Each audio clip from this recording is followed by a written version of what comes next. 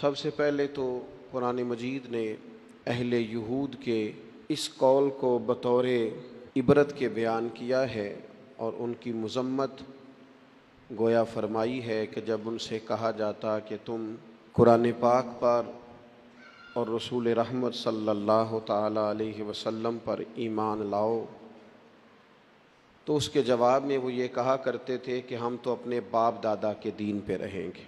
اس کا وہ اصرار بھی کرتے، اس پر وہ شدت بھی کرتے۔ تو قرآن مجید نے اس بات کو ان لوگوں کے گمراہی کے طور پر بیان کیا ہے کہ جب تمہارے باپ دادا گمراہ تھے، کفر و شرک پر تھے، گمراہی اور دلالت پر تھے، تو پھر تمہارا یہ اصرار کیوں ہے کہ ہمیں اپنے باپ دادا ہی کے دین پر رہنا ہے؟ اگر کسی کے بزرگ، کسی کے باپ دادا، کسی کے بڑے گمراہی پر ہوں تو اس کا یہ کہنا گمراہی ہے، اس کا یہ کہنا دلالت ہے کہ میں اپنے بڑوں کے طریقے پہ رہوں گا۔ لیکن اگر کسی کے باپ دادا ہدایت پر ہوں، توحید پر ہوں، ان کے عقیدے مضبوط ہوں، وہ شریعت کے پورے پاسدان ہوں، بیدار مغز ہوں، تو پھر یہ کہنا کہ میں اپنے بڑوں کے طریقے پہ ہوں، یہ گمراہی نہیں ہوتا، یہ اعزاز ہوتا ہے۔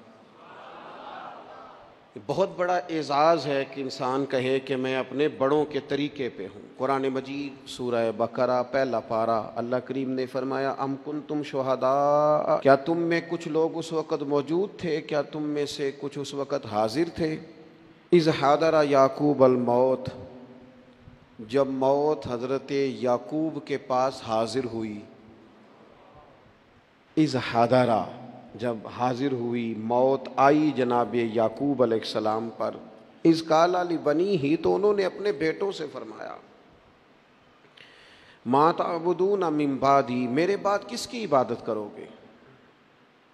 تو جواب تو اس کا یہ تھا کہ ہم اللہ تعالیٰ کی عبادت کریں گے، ہم رب العالمین کی عبادت کریں گے، ہم اپنے مالک حقیقی کی عبادت کریں گے۔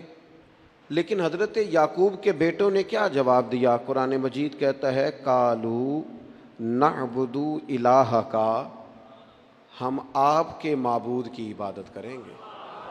وہ جو آپ کا معبود ہے نا، جس کی آپ عبادت کرتے رہے، ہم اس کی عبادت کریں گے۔ وَإِلَٰهَ آبَائِكَ، اور وہ جو آپ کے باپ دادا کا رب ہے نا، آپ کے رب کی عبادت کریں گے، اور جو آپ کے باپ دادا کا، آباء و اجداد کا رب ہے، اس رب کی ہم عبادت کریں گے۔ کون باپ دادا؟